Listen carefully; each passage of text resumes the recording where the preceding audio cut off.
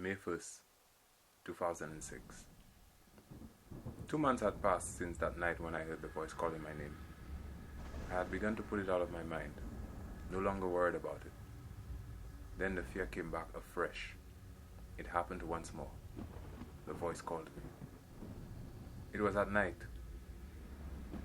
just like the last time, the dead of night to be exact, between 2 a.m. and 4 a.m., when the world is at its most silent. I was coming from another party alone, just like the other night. It was really like deja vu. I was strolling along the same road, but higher up, where the past incident well out of my mind, when the leaves near the road were disturbed by rapidly moving feet. I froze. That familiar fear was pouring slowly down my spine like cold water. Tim! It, whatever it was, called like the last time. I couldn't believe it was happening again. And why was it always when I was alone? So that no one would believe me, of course, I answered myself. Who are you? Why do you keep bothering me? I asked, trying desperately to sound braver than I felt. No answer. I spotted a rock at the edge of the road, and in a flash of anger, I picked it up and tossed it in the direction of the voice. Nothing happened for a while. No grunt of pain, as I had expected, came from the darkness on the side of the road. Instead, whatever was out there threw the rock back at me. It hit me square in the chest. I fell backwards in pain. I grabbed my chest, massaging it. My breasts were labored. A cackle of glee came from the creature. It was pleased with its throw, it seemed. I stood up and ran off as fast as I could, with the pain that was still shooting through my chest. I stopped a little farther down the road, unable to continue because of the stinging coming from my chest, from the running, plus from where the rock had hit me.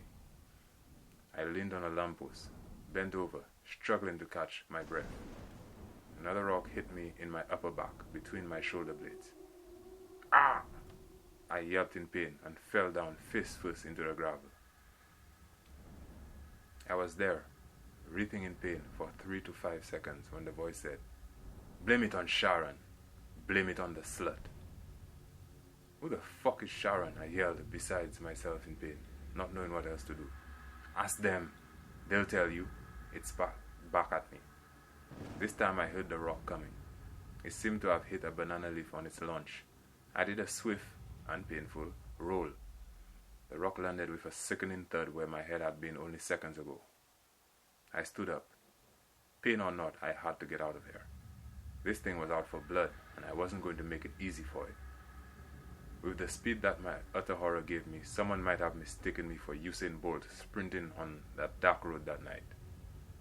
The surrounding environs passed by in a blur as I shot off for home at breakneck speed. All during my running, I could hear the thumps of rocks landing in my wake. I was close to home. I could see the outside light in my balcony.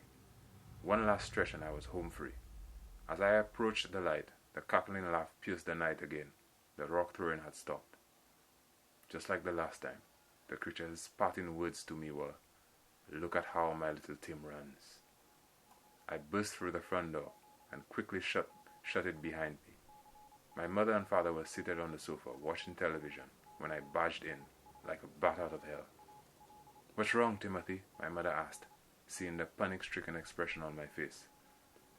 "The thing," I panted. "It's after me again. The thing from the other night."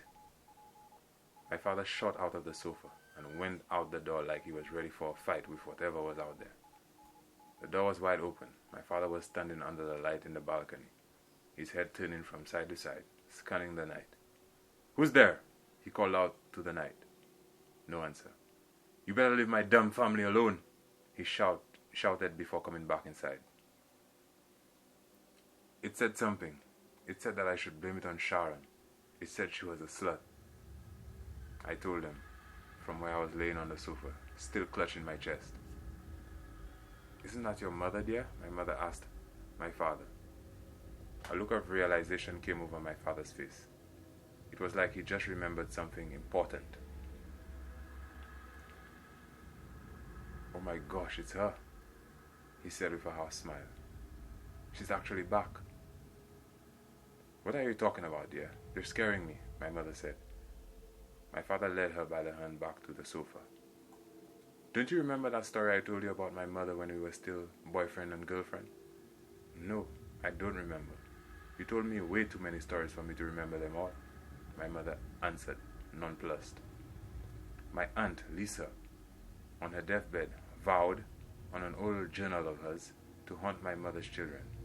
There was some sort of rivalry between them. She hated my mother. Can you believe that? Her own sister. My mother looked deeply disturbed. But why would she promise such a thing? Did something happen between them? Yes, my father answered. Apparently my aunt's husband left her for my mother, and she wasn't too happy about it. Later on, she died of food poisoning. Before she passed, she accused my mother, Sharon, of poisoning her.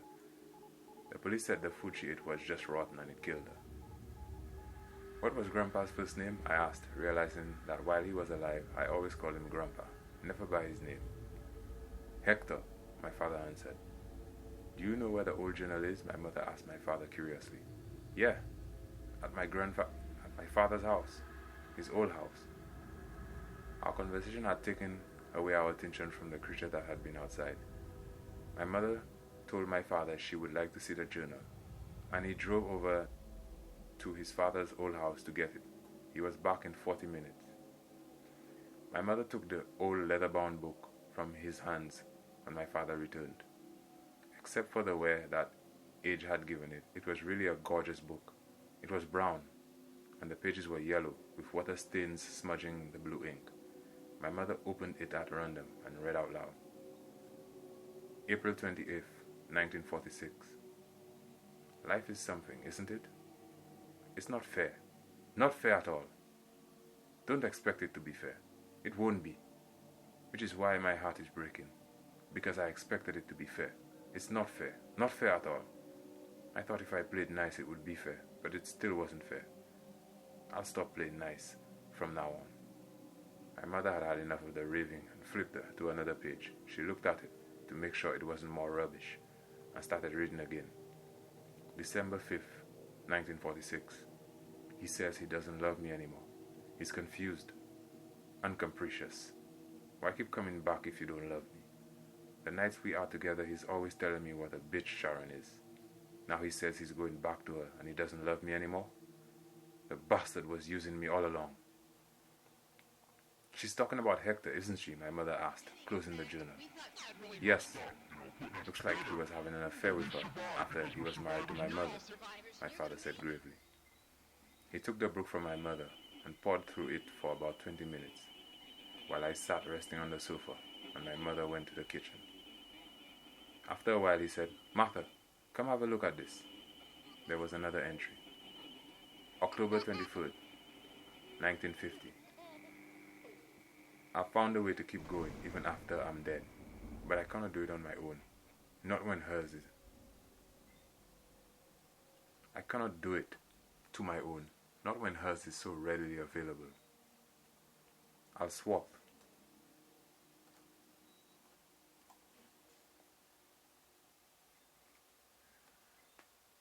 October 23rd, 1950. I found a way to keep going, even after I'm dead, but I cannot do it on my own, not when hers is so readily available.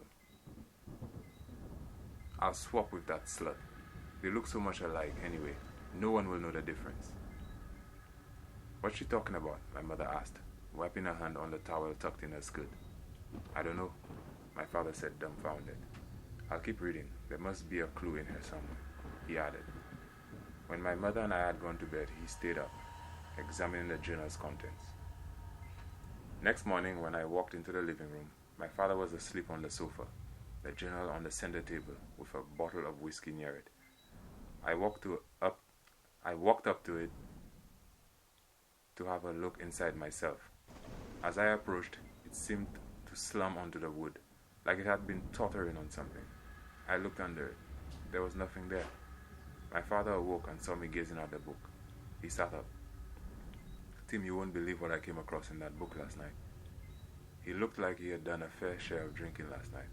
I wondered why. My father was a social drinker and usually didn't drink unless he had company. What did you find? I asked. Very disturbing stuff. Let me wake your mother up. She needs to hear this too. He went and did just that. My father had discovered a great deal indeed, and it was disturbing. The swapping that we'd read the previous night was the swapping of the sons.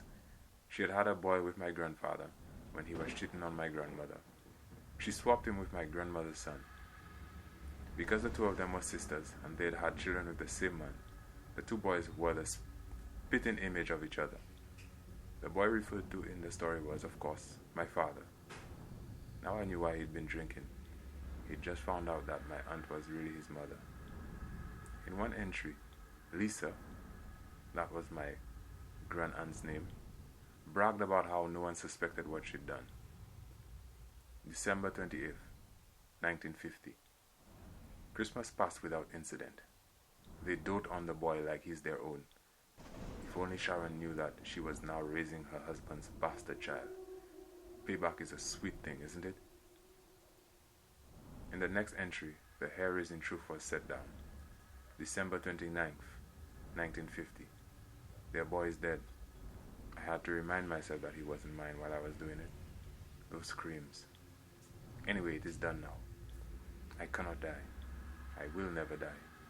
I am happy with things. I would have never expected it to have gone so smoothly.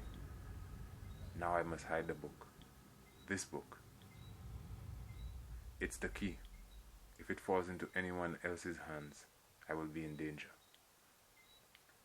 My mother shrieked, "Oh my God, Marcus, she killed him. She killed her own nephew." "Yes," my father answered. She sacrificed him in some kind of magic ritual which she believed would make her immortal. Then it worked, I asked him, starting to feel that all too familiar fear. "We don't know that yet," he replied. "It could be someone who knows our family's history and is playing games with us." No one wanted to voice the fact that my father was this evil woman's son. It seemed better not to.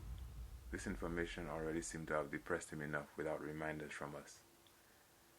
"Then there is one way to get to the bottom of this," I said. "We have to try to find whatever keeps following me at night."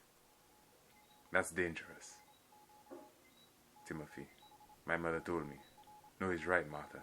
It's the only way to see if it's really her. Don't worry. I'll be with him the next time she shows up."